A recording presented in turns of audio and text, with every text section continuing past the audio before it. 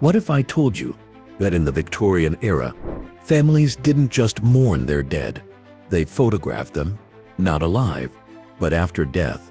Children posed with toys, mothers cradling infants, all lifeless. These aren't just unsettling, they reveal a shocking practice so controversial, some were banned from public display, prepared to be disturbed by the untold scandal of post-mortem photography. These photographs, known as mourning portraits or memento mori, froze the dead in hauntingly lifelike poses. Children arranged with toys, mothers cradling infants, even husbands seated upright in their best suits. For Victorians, these images were keepsakes of love. For us, they stir a chill. But what drove ordinary families to create such eerie treasures?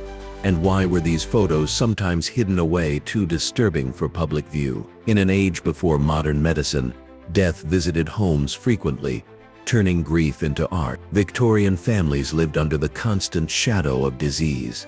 Tuberculosis, cholera, diphtheria, each capable of stealing a life overnight. Infant mortality was tragically common, and few households escaped loss. For a society bound by sentiment and ritual, mourning became not just an obligation, but a way of preserving love. Then came photography.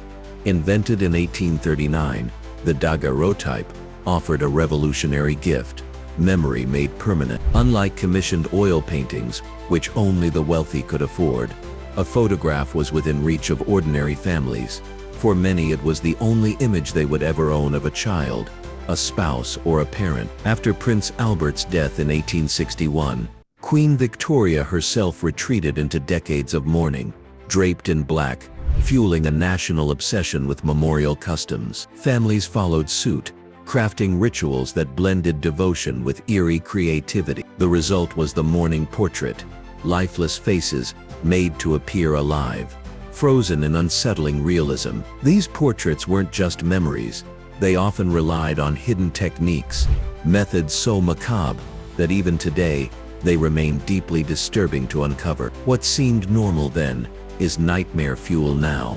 Families dressing the dead in their finest clothes for one last photo. These mourning portraits often presented the departed as if peacefully resting, sometimes posed among siblings or seated beside grieving parents. To modern eyes, the calm expressions look almost serene, until you learn the methods behind them. Photographers used iron stands to keep bodies upright, hidden beneath clothing or furniture. In cases where eyes had closed forever, some artists painted pupils directly onto the lids, creating an uncanny stare that seems to follow the viewer. Infants too small to pose alone were placed gently in their mother's arms, positioned as though only nap. These customs extended beyond photography. Widows draped themselves in black for months, or even years. Locks of hair were woven into rings, brooches, or intricate mourning jewelry, allowing grief to be worn close to the skin. For families torn apart by death, these portraits became emotional anchors, proof that love endured beyond the grave. If these hidden histories fascinate you, hit subscribe for more shocking reveals from the past. Don't miss out on what comes next. Because if these practices already unsettle you, wait until you see the portraits of children that crossed into the truly forbidden. Nothing tugs at the heart like the innocent faces of Victorian children, except when those faces belong to the dead. In an era when epidemics swept through homes with ruthless efficiency, the youngest were often the first to be taken. Child mortality rates reached staggering levels, with nearly half of all children never surviving past their 5th birthday. For grieving parents, the thought of forgetting those fragile features was unbearable, so photographers stepped in, capturing forbidden portraits that today feel almost too painful to look at. Families dressed their deceased children in lace gowns or Sunday best, arranging them with siblings who still breathed. In some images, one child's eyes shine with life, while the other sits unnervingly still, gaze painted onto closed lids. Infants were cradled in tiny beds, toys carefully placed beside them, creating the illusion of a nap that would never end. For Victorians, these photos were treasures of memory. For us, they blur the line between tender love and chilling spectacle. And while the loss of a child is perhaps the most heart-wrenching image of all, These child portraits pale in comparison to entire families gathering around their dead, immortalized in one haunting frame. From calm family gatherings to forbidden scenes where the living embrace the dead, Victorian mourning portraits blurred the line between intimacy and unease. Large families, so common in the 19th century, often endured repeated tragedy. When death came, the body was not immediately hidden away but displayed at home, sometimes for weekend-long viewings. Photography became part of this ritual.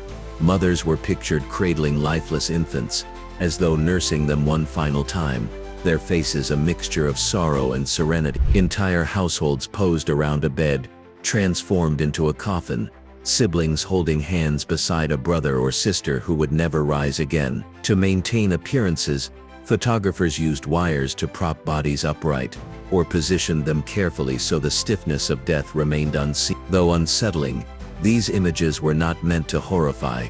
They captured unity and grief, freezing moments of family love at the very edge of despair. Loving these eerie insights? Subscribe now and join our community uncovering history's forbidden sides. Stay tuned for more, because as haunting as these group portraits appear, they carried more than grief alone. Beneath the poses lay symbols that whispered even darker secrets. These portraits weren't just photos, they were riddles filled with forbidden messages about death. At first glance, a mourning portrait might seem like a simple family keepsake, but look closer, and hidden codes begin to emerge. A clock in the background often froze its hands at the exact hour of death, a silent marker of finality. Flowers held deeper meaning too. White lilies symbolized purity, roses the fleeting beauty of youth, while wilted blooms hinted at life cut short. Even household mirrors were sometimes draped in cloth, believed to prevent the spirit from becoming trapped inside. To Victorians, these details were not accidents but deliberate signs. Every element carried weight, shaped by a culture steeped in superstition and ritual. These layers transformed each image into both memorial and riddle, inviting those left behind to decode their grief. While symbols intrigued, some portraits sparked real scandals that history tried to bury. Even royals and celebrities couldn't escape the lens of death, but some portraits crossed lines into outright scandal. Queen Victoria herself set the tone, commissioning endless images of her beloved Prince Albert even after his passing. Her obsessive mourning turned photography into a royal stage for grief, sparking imitators who sometimes took things too far. One shocking practice was the hidden mother photograph. Grieving parents, unwilling to let go, disguised themselves under drapes or behind chairs, secretly holding their deceased child to keep the body steady. The result was eerie, ghost-like figures lurking in the background, half revealed by fabric folds. Then came the rise of spirit photography, where tricksters faked apparitions hovering over sitters. At first, people embraced these illusions as proof of an afterlife, but when fraud was exposed, outrage followed, and scandals erupted in newspapers and courts. Public backlash grew. What began as tender memorials slipped into the realm of exploitation. Some exhibitions quietly banned post-mortem photographs, labeling them indecent or grotesque. Can't get enough of these disturbing tales? Subscribe for weekly dives into forgotten history. Hit that button, and never miss a reveal. Because if scandals shocked Victorian society then, imagine why museums refuse to display them now. What started as cherished mementos became too disturbing for the modern world to handle. In Victorian parlors, post-mortem portraits were acts of love.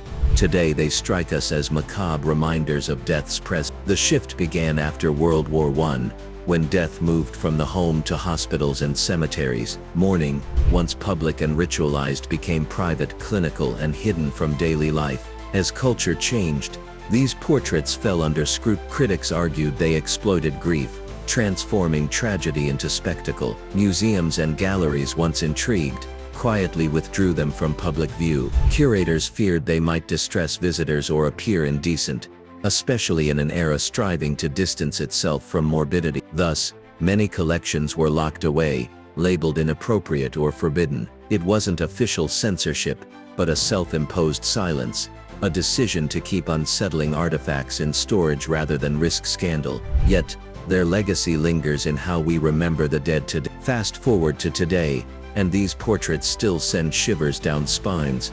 Banned from museums, but alive online. The same images that once comforted grieving families now circulate as viral curiosities, sparking debates between fascination and revulsion. Psychological studies suggest they unsettle us because they blur the line between life and death, forcing us to confront mortality in ways modern culture tries to avoid. Yet collectors quietly trade them, and niche exhibitions dare to display what institutions hide. Some artists draw direct inspiration, weaving the eerie Victorian aesthetic into photography and film. Horror directors, too, borrow from the haunting stillness of these images, while grief counselors study them to better understand how mourning rituals shape healing. In this way, the legacy of mourning portraits refuses to die, influencing both art and memory. But as we close this chapter, one question remains: what forbidden photos hide in your family's attic? These banned mourning portraits remind us that history's most disturbing chapters